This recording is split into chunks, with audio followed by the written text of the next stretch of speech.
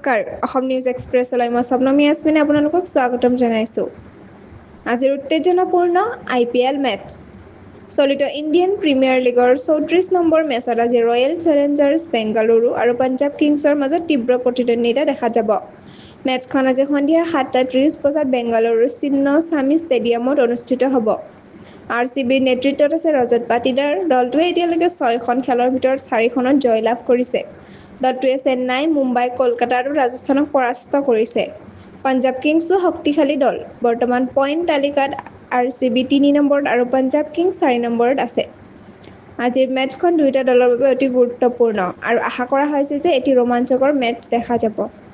এনেধৰণৰ খবৰ পাবলৈ অসম নিউজ এক্সপ্ৰেছ চেনেলটো ছাবস্ক্ৰাইব কৰক লাইক কমেণ্ট শ্বেয়াৰ কৰিবলৈ নাপাহৰিব লগতে কাষতে থকা বেল আইকনটো দবাবলৈ নাপাহৰিব ধন্যবাদ